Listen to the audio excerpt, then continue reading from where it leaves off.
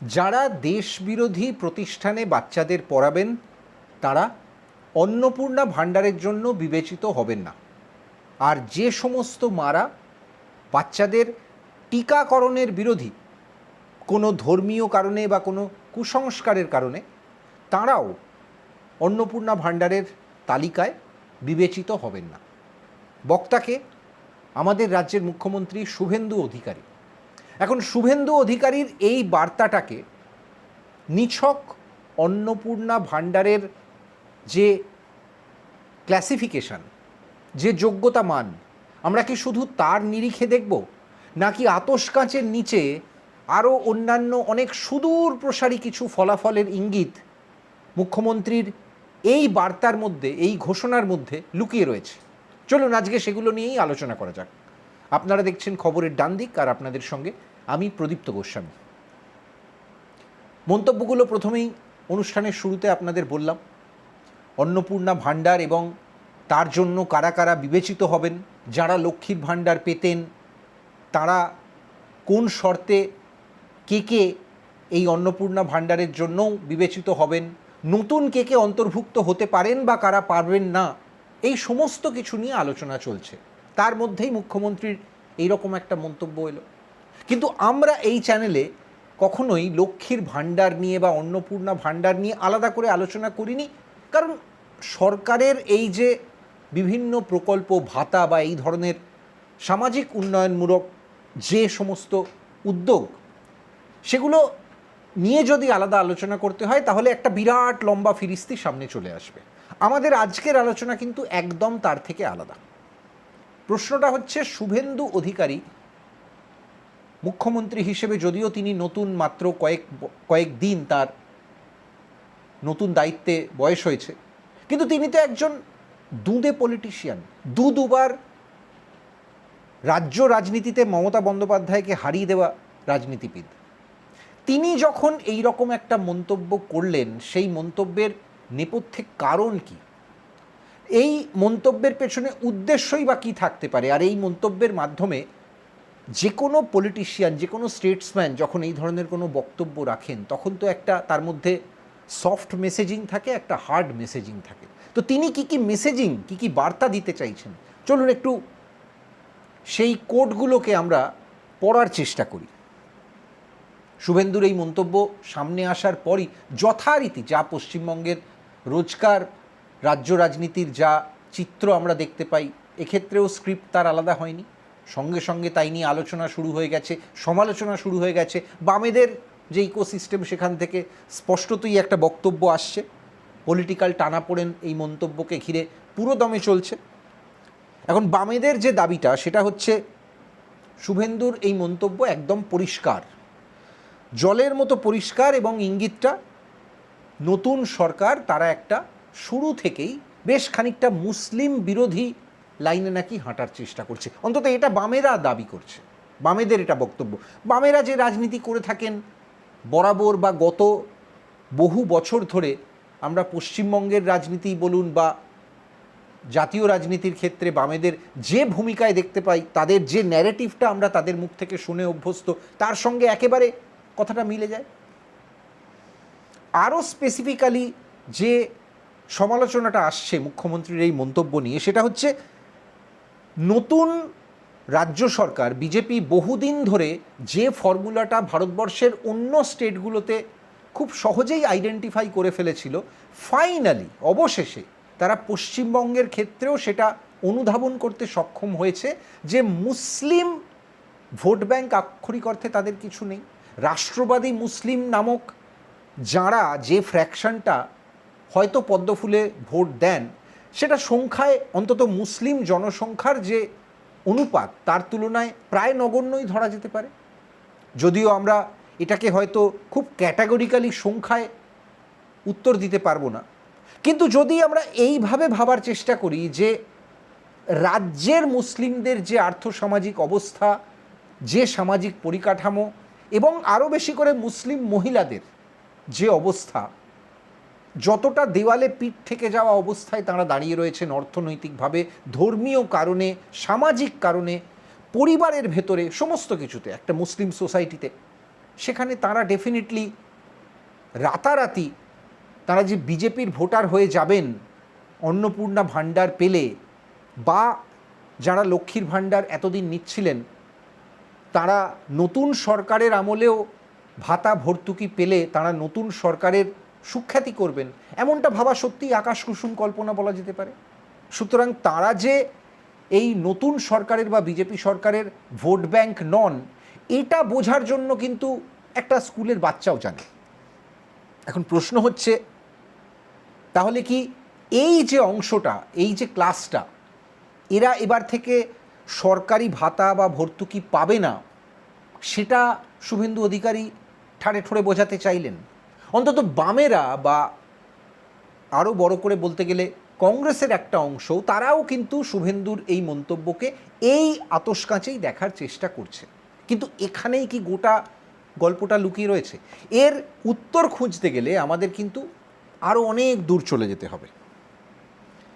প্রথমত, এই যে মুসলিম মহিলাদের ভোট ব্যাংক ভাবার রাজনীতি, সেই রাজনীতির অনেক চেঞ্জ পশ্চিমবঙ্গে কিন্তু গত 2 মাসে চলে এসছে, বিশেষ করে 4 মের ফলাফল বেরোনোর পর।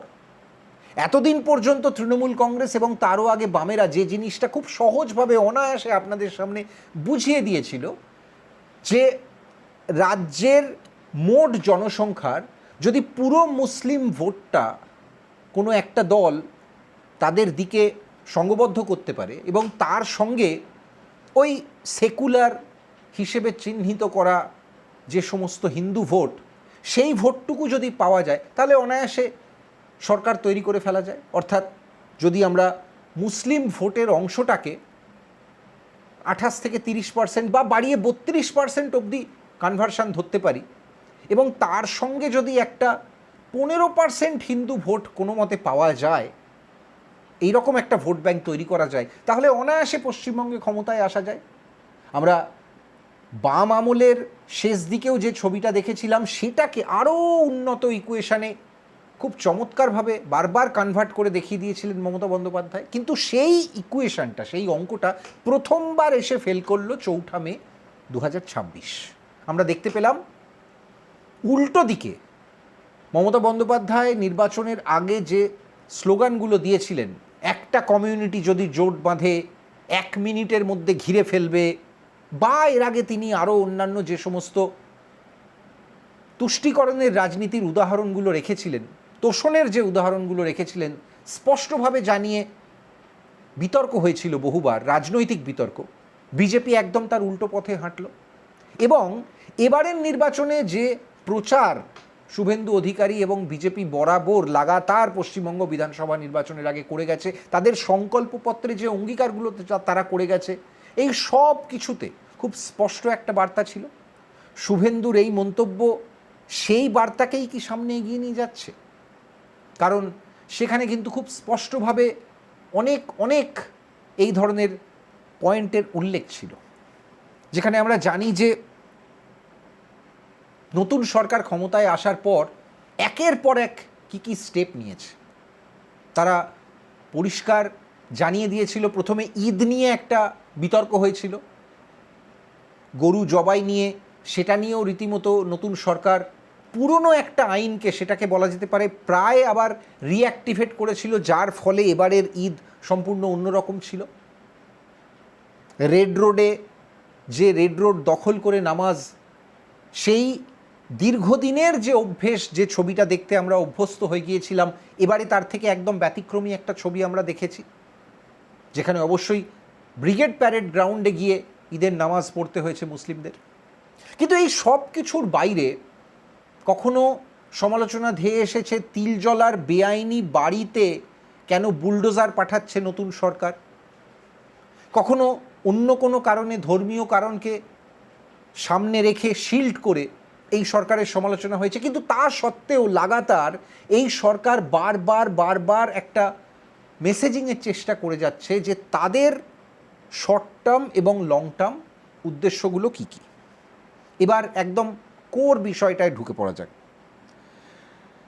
শুভেন্দু অধিকারীর এই মন্তব্য আদতে কোন দূরবর্তী বার্তা দিতে চাইছে? বিষয়টা কি সত্যি শুধুমাত্র মুসলিম মহিলাদের অন্নপূর্ণা ভাণ্ডার পাওয়া না পাওয়া তার ওপর সীমাবদ্ধ। সরাসরি মুসলিম মহিলাদের নামও যেখানে মুখ্যমন্ত্রী মুখে আনেননি, কিন্তু ওয়াকিবহাল মহলে সবাই মনে করছেন যে আদতে তিনি মিন করতে চেয়েছেন, তিনি ইঙ্গিতটা করেছেন মুসলিম মহিলাদের দিকেই। মুসলিম সমাজের ভেতরের যে অন্য রাজনৈতিক ইকুয়েশনগুলো, সেগুলোই বা কোন জায়গায় দাঁড়িয়ে আছে। তাহলে কি সরকার আগামী দিনে এই সংক্রান্ত আরও বড়, আরও লম্বা দীর্ঘ কোনো পদক্ষেপ বা সিরিজ অফ পদক্ষেপ সেগুলোর দিকে এগোতে চলেছে? বিষয়টা কি সত্যি এত সহজ, এত অনায়াস, এত সরল? আমাদের কিন্তু একদমই সেটা মনে হচ্ছে না। কেন মনে হচ্ছে না? কারণ এর মধ্যে আগামী পদক্ষেপের কি কি বার্তা থাকতে পারে। প্রথমত, রাজ্যের মাদ্রাসা নিয়ে, সেখানে যে শিক্ষা ব্যবস্থা, সেখানকার যে সিলেবাস, সেখান থেকে যে মৌলবাদ প্রশ্রয় পায় বা আরও দীর্ঘ সমস্যার জায়গাগুলো তৈরি হয় বৃহত্তর সমাজের ক্ষেত্রে, তাই নিয়ে সমালোচনা আজকের নয়। সেই সমালোচনা বাম আমল থেকে তৃণমূল আমল পেরিয়ে আজকেও রয়ে গেছে। এর পাশাপাশি নতুন সরকারের অনেক পদক্ষেপ, সেগুলোও এই গোটা প্রক্রিয়াটার মধ্যে, গোটা অনুশীলনটার মধ্যে কয়েকটা নতুন অনুচ্ছেদ যোগ করেছে। রাজ্যে আগামী দিনে কি এই বিষয়ে আরও বড় কোনো পদক্ষেপ হবে? প্রচুর ওয়াক অফ জমি মমতা বন্দ্যোপাধ্যায়ের সরকারের একদম শেষ দিকে, গত 2 বছর আমরা যদি দেখার চেষ্টা করি, তাহলে ওয়াক অফ বিল সংসদে পাশ হয়ে যাওয়ার পর প্রথমে মমতা বন্দ্যোপাধ্যায় বলেছিলেন তিনি মানবেন না। পরবর্তীকালে তিনি আবার বলতে পারেন সেটা গিলতে বাধ্য হন, যেটা রাজ্যের মুসলিম সমাজের একটা বৃহত্তর অংশ একেবারেই ভালোভাবে নেয়নি। এবং এবারে মুসলিম ভোট যে পুরোপুরি বিনা শর্তে, নিঃশর্তভাবে, একেবারে দলবদ্ধভাবে, যেরকম এর আগের নির্বাচনগুলোয়, সেটা বিধানসভা হোক কিংবা লোকসভা হোক কিংবা পঞ্চায়েতের ক্ষেত্রে হোক, যেভাবে তৃণমূলের জন্য ইভিএমে একেবারে কনসলিডেট করতো, এবারে যে সেই ছবিটা আমরা দেখতে পাইনি, এটাও হয়তো তার একটা কারণ।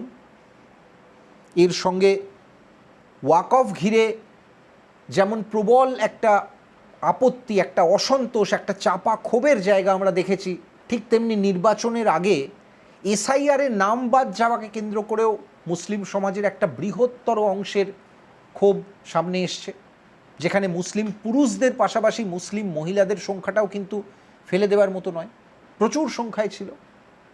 সেই বিষয়টাও অবশ্যই এবারের বিধানসভা নির্বাচনে একটা ক্লিঞ্চিং ফ্যাক্টর হিসেবে আমরা দেখেছিলাম। এর পাশাপাশি অবশ্যই আরও বড় ছবি, সেই ছবিটার দিকেও কি মুখ্যমন্ত্রী ইঙ্গিত দিতে চাইলেন? দীর্ঘদিন ধরে পশ্চিমবঙ্গকে ঘিরে, এবং শুধু পশ্চিমবঙ্গ নয়, এক্ষেত্রে বলতে হবে ভারতবর্ষের বেশ কিছু রাজ্য, বিশেষ করে সীমান্তবর্তী রাজ্যগুলো, এবং যে রাজ্যে একটা সিগনিফিক্যান্ট মুসলিম পপুলেশন আছে, সেই সব কটা রাজ্যকে ঘিরে গত 10 বছরে বা 15 বছরে আমরা বারবার যে অভিযোগটা শুনেছি, সেটা হচ্ছে খারিজি মাদ্রাসার। যে অভিযোগ থেকে আসামের মতোই পশ্চিমবঙ্গও বাইরে নয়, উত্তরপ্রদেশকে ঘিরেও আমরা এই অভিযোগ শুনেছিলাম দীর্ঘদিন, বাংলাকে ঘিরে দীর্ঘদিন এই অভিযোগ শোনা যায়। রাজ্যের বিভিন্ন প্রান্তিক জেলায় সেখানে নাকি আজও বকলমে সরকারি সাহায্য পাওয়া কিংবা রেজিস্টার্ড সরকারের খাতায় কিন্তু খারিজি মাদ্রাসা চলে। এখন অনেকেই প্রশ্ন করবেন, বা যারা হয়তো এই অনুষ্ঠান মাঝপথ থেকে দেখছেন, তাদের মনে প্রশ্ন জাগতে পারে, যদি আগে থেকে না শুনে থাকেন, খারিজি মাদ্রাসা বিষয়টা কি?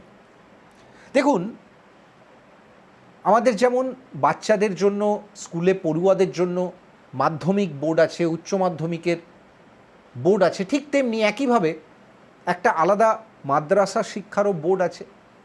এবং সেই বোর্ডের আওতায় রাজ্যের প্রচুর মাদ্রাসা, তারা যেমন রেজিস্টার্ড, ঠিক তেমনি একেবারে ধরুন ডোনেশনের মাধ্যমে, অনুদানের মাধ্যমে, ছোট উদ্যোগের মাধ্যমে প্রচুর মাদ্রাসাও চলে বিভিন্ন গ্রামে, বিভিন্ন প্রত্যন্ত অঞ্চলে। সেখানেও বাচ্চারা গিয়ে পড়াশুনো তালিম নেয়, কিন্তু সেই তালিমটা রাজ্যের যে প্রামাণ্য সিলেবাস, যেটা বোর্ডের তৈরি করে দেওয়া, অনেক সময় সেই সিলেবাসের থেকে কিন্তু একটু ভিন্ন হয়।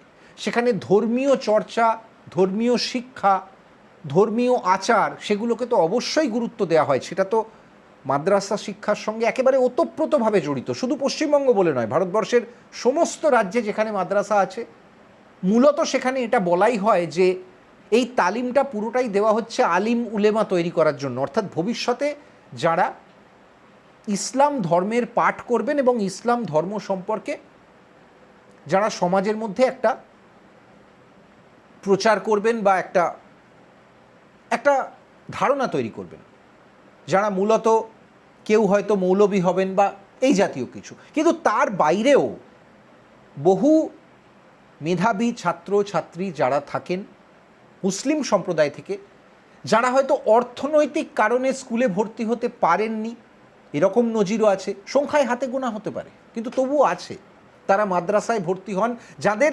প্রাইমারির পাঠটা বলতে পারেন একদম বেসিক এডুকেশনের সূত্রপাতটা কিন্তু মাদ্রাসাতেই হয়।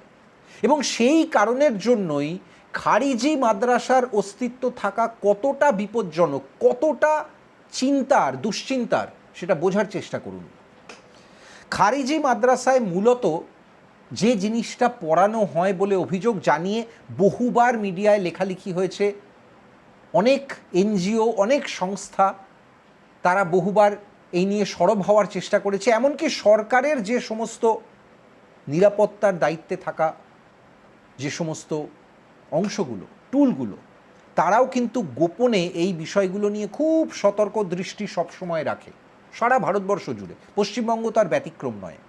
সেখানে কিন্তু বারবার এই ধরনের আশঙ্কা প্রকাশ করা হয়েছে, এর আগের তৃণমূল সরকারের টেবিলে বহুবার চিঠি এসছে, সতর্ক করা হয়েছে যে পশ্চিমবঙ্গে কিন্তু খারিজি মাদ্রাসা রয়েছে এবং তাদের সংখ্যা উত্তরোত্তর বাড়ছে। এই সমস্ত খারিজি মাদ্রাসার বিরুদ্ধে এই নতুন সরকার তারা কি আরও কড়া কোনো স্টান্স নেবে? তাহলে কি এই খারিজি মাদ্রাসা তাদের বিরুদ্ধে এবার কোনো আচমকা বা লাগাতার অভিযান আমরা দেখতে পাবো?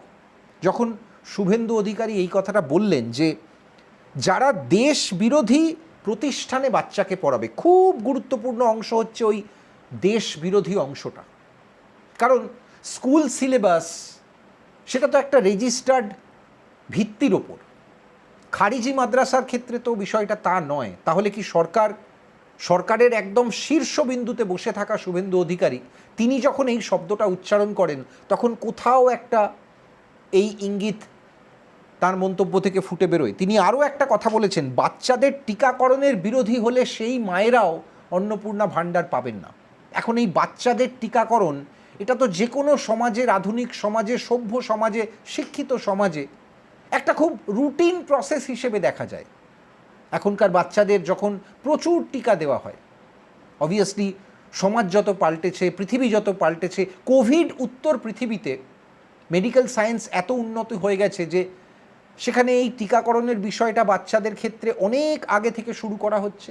এই নতুন সরকারি একটা অভিনব স্টেপ নিয়েছে, সেটাও আমরা জানি। কন্যা সন্তানদের ক্ষেত্রে ভবিষ্যতে যাতে সার্ভাইকাল ক্যান্সারের আশঙ্কা নির্মূল করা যায় বা কমিয়ে আনা যায়, তার জন্যও এই সরকার অত্যন্ত সচেষ্ট।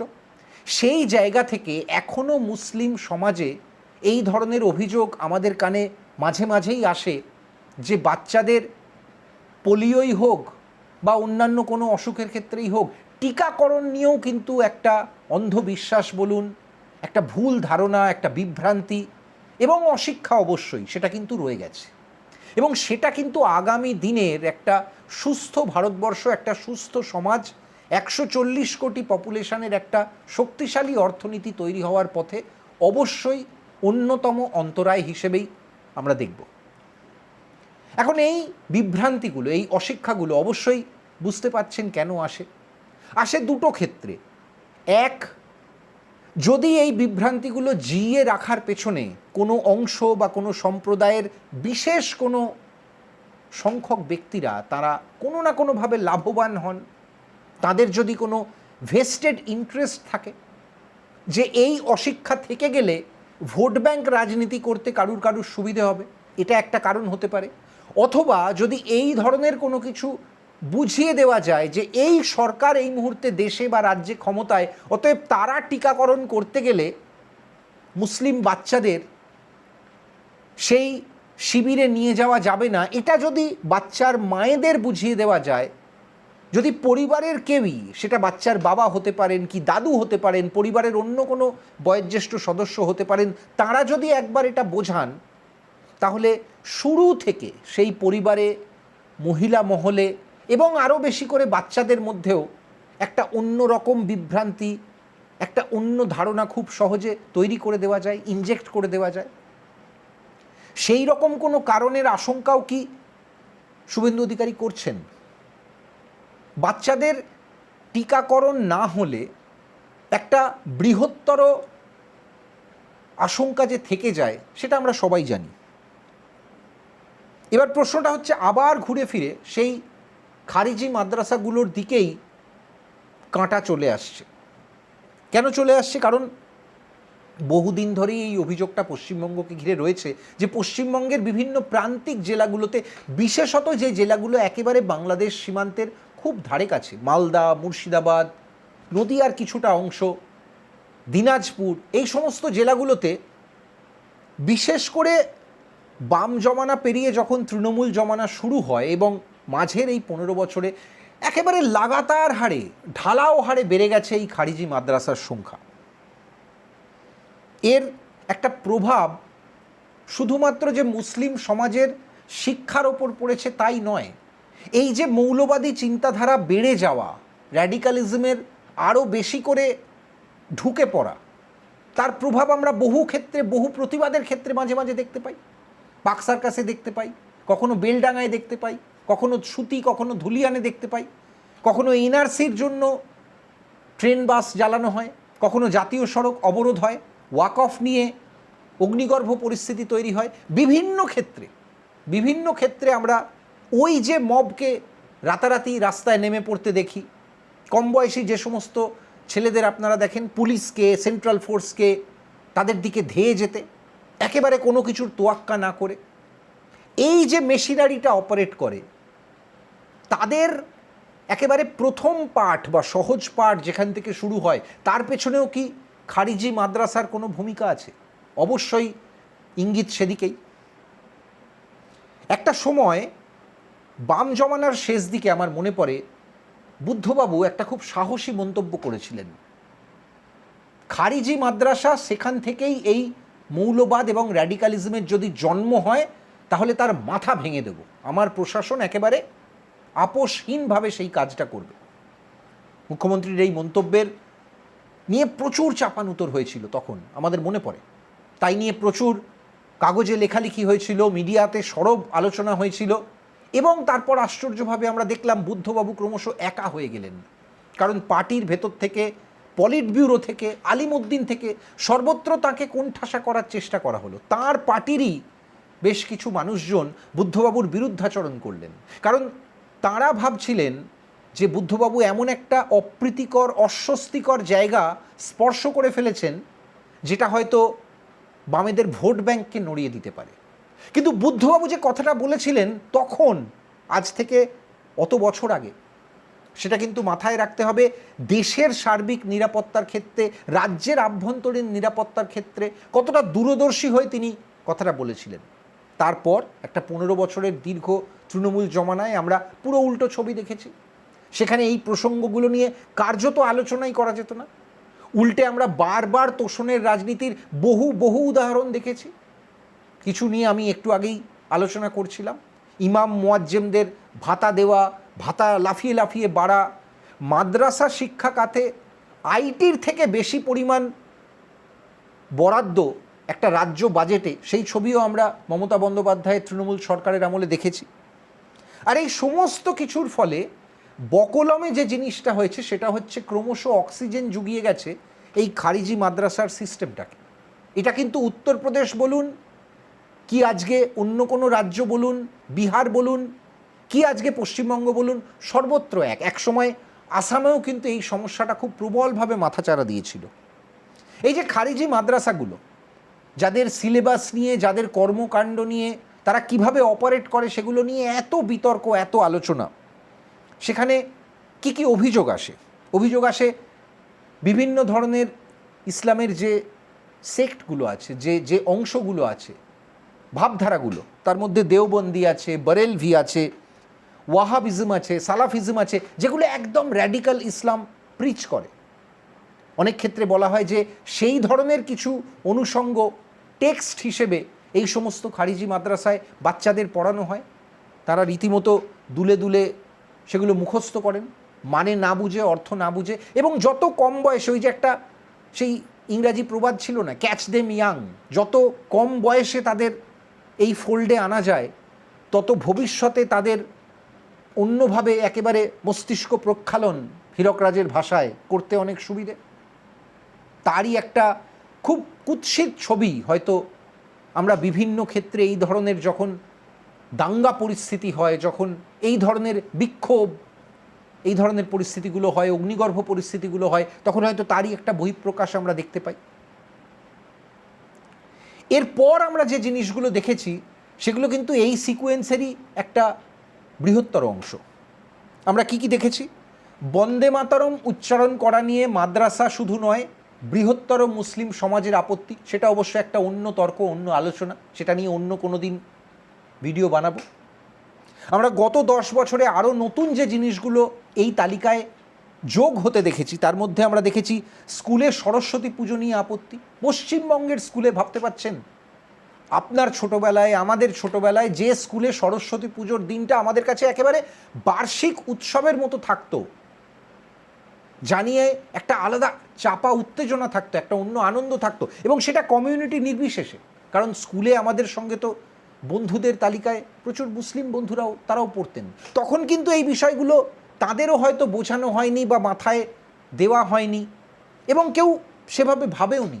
কিন্তু গত 10 বছরে আমরা দেখতে পেয়েছি কোনো স্কুলে, পশ্চিমবঙ্গের স্কুলে সরস্বতী পুজো করা নিয়ে বিশেষ অংশের কোনো স্যারেদের বা ছাত্রদের আপত্তি। স্কুলে কেন হিন্দু দেবদেবীর পুজো হবে? মমতা বন্দ্যোপাধ্যায়ের সরকারের আমলে এরম অদ্ভুত প্রসঙ্গ বা প্রশ্নও আমরা শুনেছি।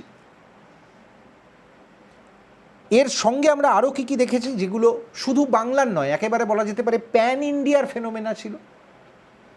আমরা দেখেছি স্কুলে ছাত্রীরা বিশেষ করে গত কয়েক বছরে হিজাব, নিকাব, বোরখা, এই সমস্ত বিষয়গুলো নিয়ে খুব স্পর্শকাতর হয়ে গেছেন। কখনো কখনো এরম দাবি করা হচ্ছে ক্লাসরুমের ভেতরেও এই ধরনের পোশাকগুলোকে অ্যালাউ করতে হবে, পরীক্ষার হলে অ্যালাউ করতে হবে। তাই নিয়ে হয়তো দিদিমণিদের সঙ্গে ছাত্রীদের রীতিমতো তর্কাতর্কি হয়েছে, শিক্ষকদের তার মাসুল গুনতে হয়েছে। এমনকি ছাত্রীদের পরিবাররা তারা স্কুলে গিয়ে রীতিমতো রণংদেহী মেজাজে চড়াও হয়েছেন স্কুল কর্তৃপক্ষের ওপরও। এরম নজিরও আমরা পশ্চিমবঙ্গে দেখেছি। এর সমস্ত কিছুর পেছনে ওই ঘুরে ফিরে আপনি যখন পুরো ছবিটা আঁকতে শুরু করবেন, তখন আবার গিয়ে সেই পেন্সিলটা দেখবেন পৌঁছে যাবে খারিজি মাদ্রাসার পয়েন্টটাতেই। সেই জন্যই বারবার এই পয়েন্টটাই তুলে ধরছি। আর এই আলোচনাটাকে গুটিয়ে আনতে গিয়ে একদম শেষ পর্যায়ে আপনাদের একেবারে অ্যালার্মিং, হুঁশিয়ারির মতো, চাপা আতঙ্কের মতো একটা রিসেন্ট ঘটনা বলে আজকের আলোচনাটাকে গোটাবো। পশ্চিমবঙ্গের ঘটনা এটা নয়, এটা অবশ্য মহারাষ্ট্রের ঘটনা। সেখানেও এই মুহূর্তে বিজেপির সরকার, বিজেপি জোটের সরকার, এনডিএর সরকার, একনাথ শিন্ডের সঙ্গে দেবেন্দ্র ফডনবিসের। সেখানে জালানা বলে একটা জায়গা, একটা খুব পরিচিত নয় এরকম একটা অঞ্চল, সেখানকার এক স্কুলের একটা অভিনব ছবি আমাদের সামনে এসছে খুব রিসেন্টলি। সেখানে আমরা দেখেছি একটা স্কুলের ইভেন্টে পাকিস্তানি গান বাজানো হচ্ছে, এবং এমন একটা পাকিস্তানি গান যেটা নিয়ে কিন্তু রাজনৈতিকভাবে একেবারে ইউএনের প্ল্যাটফর্মে ভারত আপত্তি জানিয়েছিল। সেই গানটাকে ধর্মীয় পরিভাষাতেই দেখা উচিত, কারণ গানের যে লিরিক্স সেটা শুনলেই আপনারা বুঝতে পারবেন। বহু জঙ্গি সংগঠন তারাও কিন্তু এই একই লিরিক্স অন্য কারণে ব্যবহার করে। গুস্তাখে নবী কি এক হি সাজা, তার পরের লাইন আপনাদের সবার হয়তো শোনা, বা এক্ষুনি বললেই, উচ্চারণ করলেই মস্তিষ্কে বাল্ব জ্বালিয়ে দেবে, সর তন সে জুদা। সেই উচ্চারণ গানের মাধ্যমে বাচ্চাদের স্কুলের নাটকে মঞ্চস্থ হচ্ছে কোথায়? জালানা, মহারাষ্ট্রে। কোন প্রসঙ্গে বাচ্চাদের স্কুলে এই নাটকটা হচ্ছে, এই নাটকে গ্লোরিফাই করা হচ্ছে পোশাক, স্ক্রিপ্ট, ডায়লগ, অনুষঙ্গ সমস্ত কিছুতে মুমতাজ কাদরি নামের এক ব্যক্তিকে। কে এই মুমতাজ কাদরি? পাকিস্তানের যে পাঞ্জাব প্রভিন্স, আমাদের যেমন একটা পাঞ্জাব আছে, ঠিক তেমনি স্বাধীনতার আগে থেকে বৃহত্তর যে পাঞ্জাব প্রভিন্স ছিল, যার যে টুকরোটা পাকিস্তানের এই মুহূর্তে ম্যাপের অংশ, সেই পাঞ্জাবের গভর্নর ছিলেন সালমান তাসির। তাকে ব্রুটালি একটা পাকিস্তানের ভেতরে জঙ্গি সংগঠন খুন করেছিল এবং তাদের গলাতেও এই একই অনুষঙ্গ শোনা গিয়েছিল। আজকে তাদের কার্যত গ্লোরিফাই করে ভারতবর্ষের বুকে মহারাষ্ট্রের জালানায় স্কুলে নাটক হচ্ছে। ভাবার চেষ্টা করুন। আর এই অনুষঙ্গে বোঝার চেষ্টা করুন যে শুভেন্দু অধিকারী পশ্চিমবঙ্গে দাঁড়িয়ে 2026 সালের জুন মাসে যে মন্তব্য করছেন তার তাৎপর্য শুধু রাজনৈতিকভাবেই দেখবেন, দেশের আভ্যন্তরীণ সুরক্ষার নিরিখে দেখবেন, নাকি ভবিষ্যতের একটা স্ট্রং মেসেজিং হিসেবে দেখবেন? কোনভাবে দেখবেন সেটা অবশ্যই আপনার স্বাধীনতা।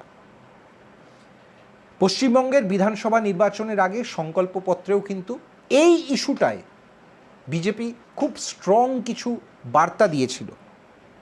তারই হয়তো একটা ক্রমিক ছবি হিসেবে আমরা তিলজলায় বুলডোজার দেখছি, আমরা ওয়াক অফ নিয়ে রাজ্য সরকারের একটা অন্যরকম অবস্থান দেখছি, আমরা এই প্রথম ঈদের দিনে মুক্ত রেড রোড দেখছি এবং ধর্মীয় প্রার্থনা নামাজ সেটা ব্রিগেড প্যারেড গ্রাউন্ডে দেখছি।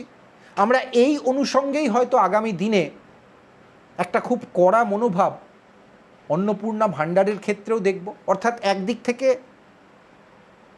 শক্ত বার্তা যেমন আছে, ঠিক তেমনি অর্থনৈতিকভাবেও একটা খুব সুকৌশলে অন্য পথে হাঁটার চেষ্টা, সেটাও কিন্তু নতুন সরকার দেখানোর প্রথম ইঙ্গিতটা অন্তত দিয়ে রাখলো। আর সেই নিরিখেই আমরা শুভেন্দু অধিকারীর এই মেসেজিংটাকে দেখতে পারি। আজকের আলোচনাটা মনে হলো নিছক অন্নপূর্ণা ভাণ্ডার বা এই জাতীয় আলোচনার ঊর্ধ্বে একটা বৃহত্তর পরিপ্রেক্ষিতে আপনাদের সামনে তুলে ধরা জরুরি। কেমন লাগলো অবশ্যই জানাবেন। ইউটিউবের পাশাপাশি ফেসবুকেও খবরের ডান দিকে আমরা নিয়মিত এই ধরনের একটু ভিন্নধর্মী আলোচনা নিয়ে আপনাদের সামনে আসি। ভালো লাগলে অবশ্যই আমাদের দুটো প্ল্যাটফর্মেই একটু সাপোর্ট করবেন। ইউটিউবে সাবস্ক্রাইব করবেন, ফেসবুকেও লাইক ফলো করতে ভুলবেন না।